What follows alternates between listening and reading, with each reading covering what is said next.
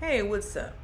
So it's been a while since I discussed Big Brother, and it's really because I lost interest. Like, the season's done, go home. Like, these people still lingering around in LA trying to, like, make something happen for themselves, trying to, like, just milk this whole 15 minutes of fame. And I'm just like, y'all don't have star quality. Straight up. Y'all not stars. Like, go home, go back to your lives. But, you see these people like doing these photo shoots and trying to look sexy. You see Pooch in a photo shoot. Like, Pooch, you were out the first week. Just go back to your coaching job. And then so like I just lost interest, and I lost interest also in the Taylor fandomonium. Like, it was almost like in the Big Brother world, like Taylor was Beyonce in the Big Brother world, and many of you don't know, I'm just not down for the whole beehive. There's nothing wrong with Beyonce. I just don't like her hive. And that's what I don't like about Taylor, this whole hive. Like, Taylor is our queen. Like, you don't even know Taylor. Taylor is a black woman who was affected by colorism. Taylor, she overcame the odds. Taylor was the winner. And so, like, I was over it. And then I wasn't really interested in seeing interviews with Indy. Like, who cares what Indy has to say? Indy's trying to, like, build her whole social platform. And that's what everybody's doing. They're trying to build their social platforms. They're just trying to gain clout in this world.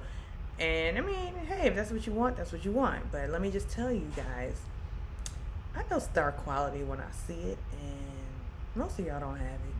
I know who has the it factor. Like, I'm old enough to say I knew MC Hammer was going to be big before he was big. Okay, so I can call out who has the it factor. I knew Beyonce was going to be the breakout star. Well, everybody knew that. Like, I know it factor. And you guys, y'all don't necessarily have it factor. But that's not why we're here to, like, discuss who has it factor and who doesn't.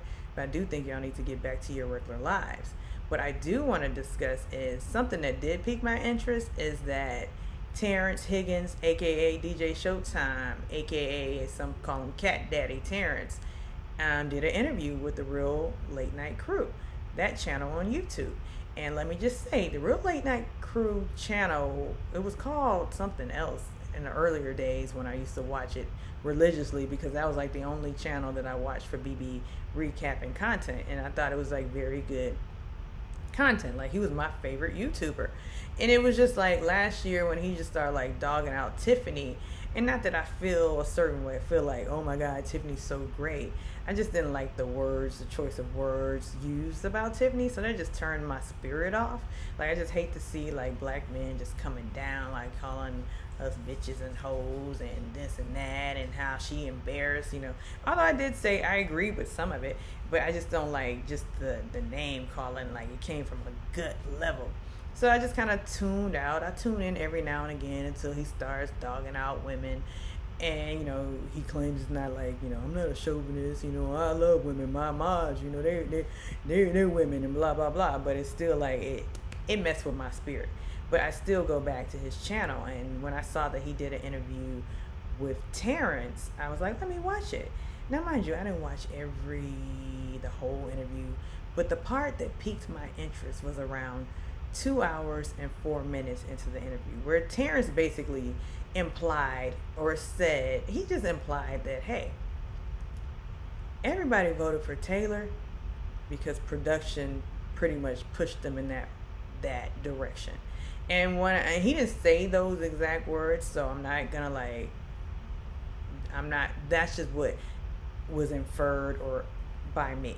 Like, what he did say was, after doing those interview after interview, he knew where that narrative was going, the direction it was going in. So he had to adjust because it was going to be what it was. And when he got around the jurors, they were all on the same page about that.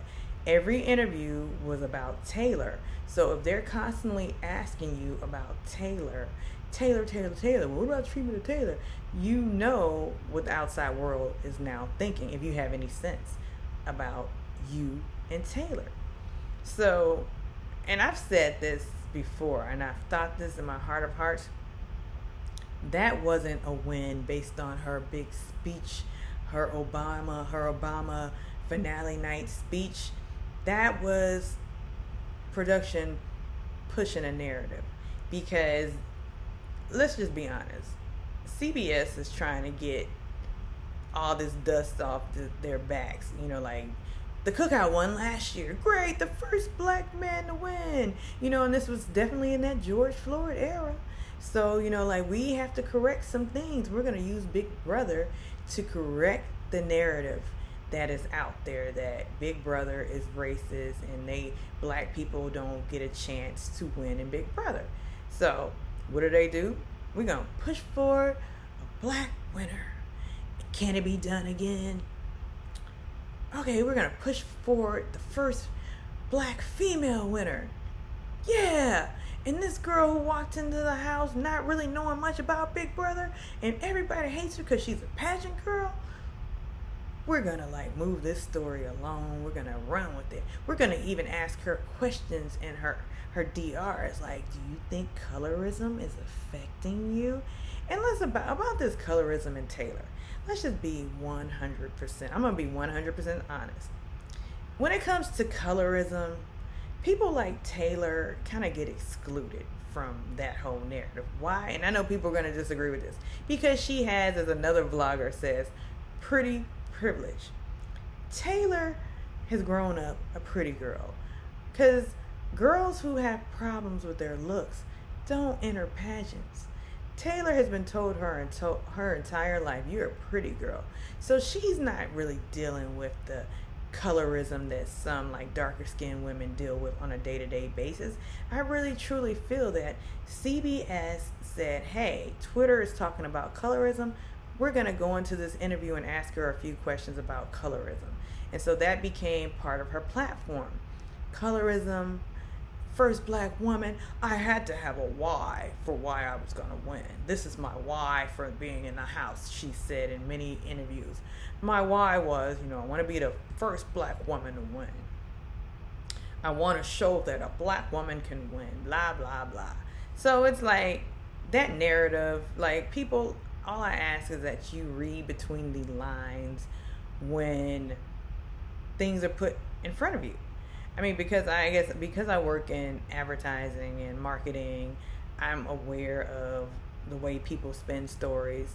So I just saw this whole season as one big spin in Big Brother's PR movement to make them seem like they're an equal opportunity game show. And how did they do that? Back-to-back wins. Black man one season, black woman another season. But you know what?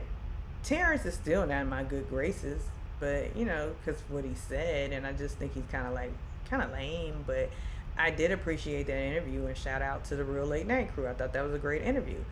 I actually do like his content when he's giving straight up content. It's just when he starts bashing black women, it just rubs me the wrong way. Not that it's wrong or right. I don't like to hear that stuff. It just upsets my spirit. But anyhow, let me know your thoughts on the Terrance interview on the Real Late Night crew. Go check it out because I want to put in a clip, but I don't know if you can do that on YouTube. So tell me what you think. Tell me what you're thinking. How you been? I know people still are happy to talk about Taylor and Jailer and Monty. So like and subscribe.